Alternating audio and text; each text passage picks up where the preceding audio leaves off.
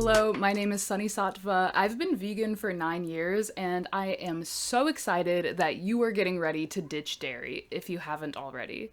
I know this may be controversial, but to me, I believe it is much more difficult to give up dairy products than it is to give up meat products if you grew up eating them both. Okay, I was addicted to dairy for years. Most of my life, my favorite foods were ice cream and pizza. And when I first went vegan, the hardest thing for me to give up wasn't chicken wings or burgers, it was eating cheese. And I really started to question, why do I care so much about dairy? Why is this something that I feel like personally identified with? Like, I feel like part of my identity before I went vegan was somebody who loved cheese. And that was an activity, right? Like cheese tasting and all of these really core, like social aspects of my life revolved around food, and that food revolved around dairy. And I really started to question, why is my favorite food and so many other people's favorite food pizza or ice cream? And why is it so hard to give up? And that's because of the science behind dairy addiction. Cheese and milk and ice cream and pizza are people's favorite foods all around the world for a reason.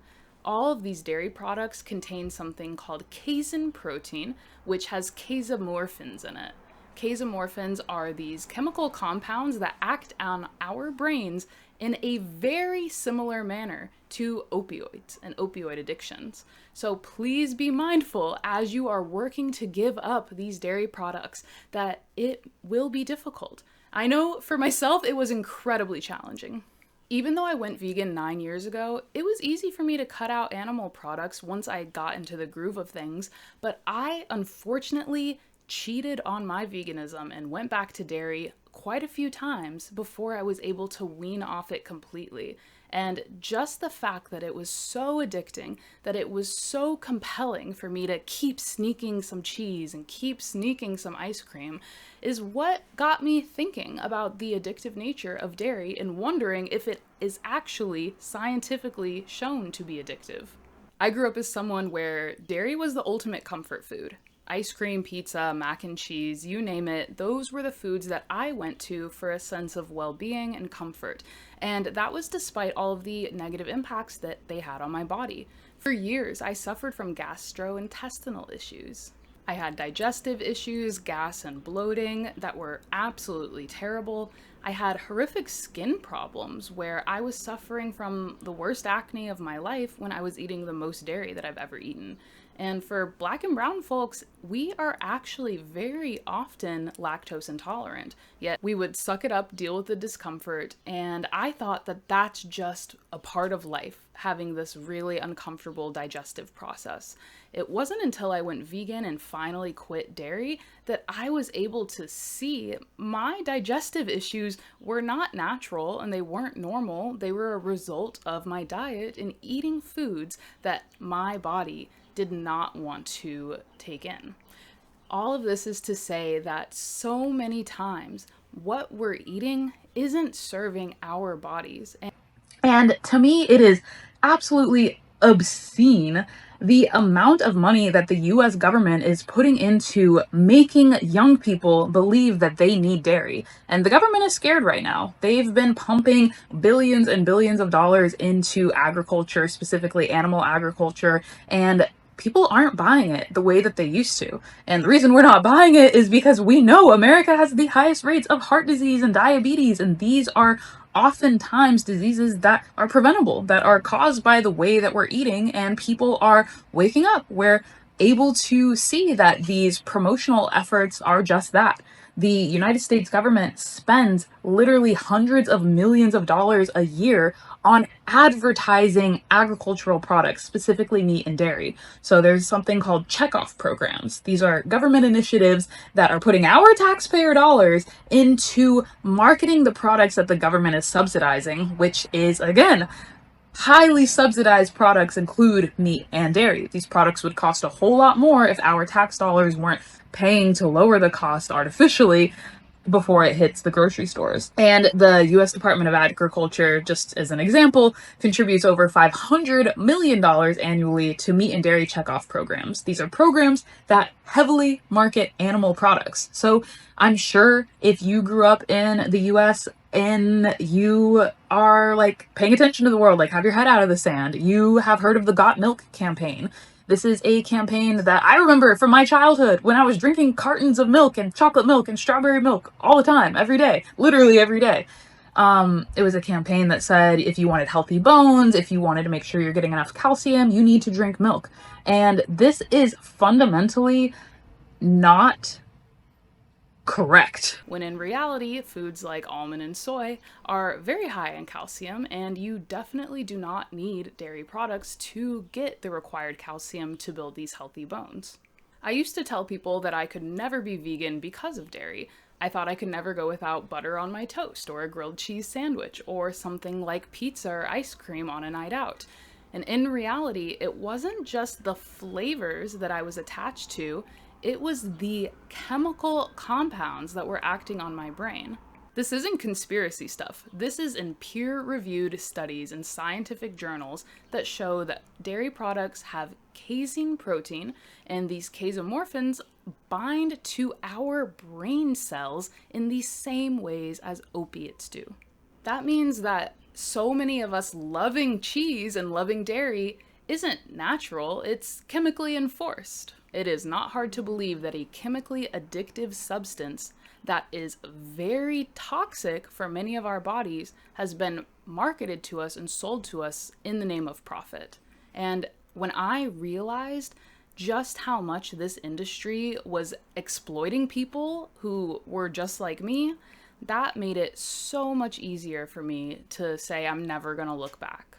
Once I started digging even deeper into the dairy industry, the curtain was pulled back and I could not unsee it.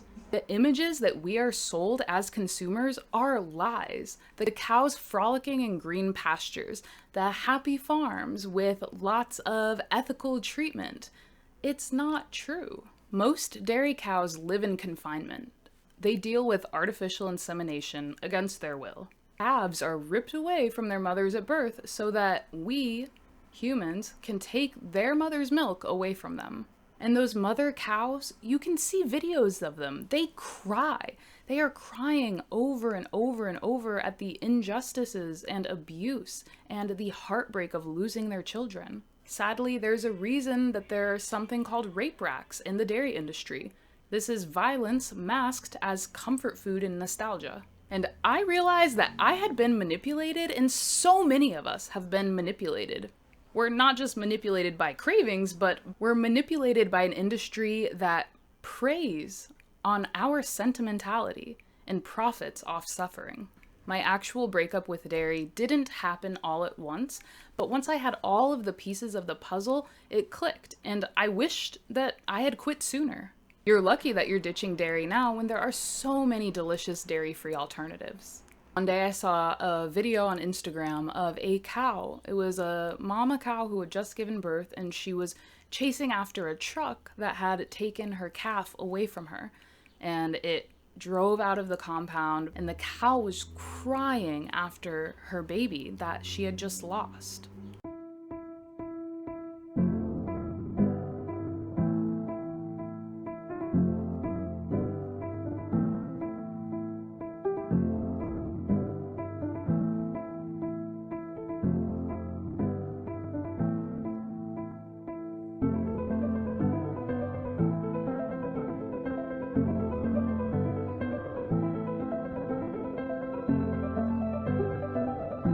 That video broke me. I cried for hours, and it was honestly the last straw. I would say my breakup with dairy wasn't just a shift, it was an emotional divorce. I couldn't justify my convenience anymore when I saw how this was impacting someone's life and bodily autonomy and family. And I definitely want to talk about the culture for a second. For a lot of us, especially in Black and brown and immigrant households, food is connection. It's love. It's how you show that you care for one another. To let go of a food like cheese or yogurt or pizza can feel like letting go of home. I had to go through a process of finding ways to stay in tune with my culture in ways that weren't negatively impacting the planet and the animals that we share this planet with. Being vegan is not about perfection. It's about liberation, personal and planetary liberation. We have to free ourselves from corporate lies and addictive foods and systems that use trauma against us. You don't need to be a perfect eater. Like I said, when I first went vegan, it was not always perfect, but you will benefit from being an aware consumer and understanding more where the food you're consuming is coming from and how you can cause a little bit less harm in that process.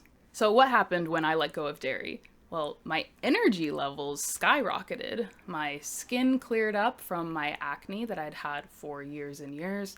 My stomach and digestive issues were resolved almost overnight. And I felt a sense of levity and lightness, both physically and spiritually or emotionally. I found a lot of joy in learning new recipes.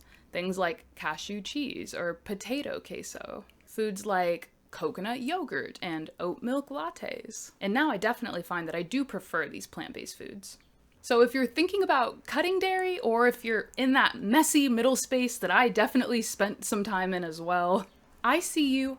I know it's not easy. I know that it's about culture and healing and trauma as much as it is about food. So let yourself grieve, let yourself slip up sometimes. Know that it is okay to be in the process. And sometimes that process looks more like where we want to go, and sometimes that process looks like more where we're trying to leave. But don't stop learning and don't stop aligning your morals and your values and your personal health with your actions.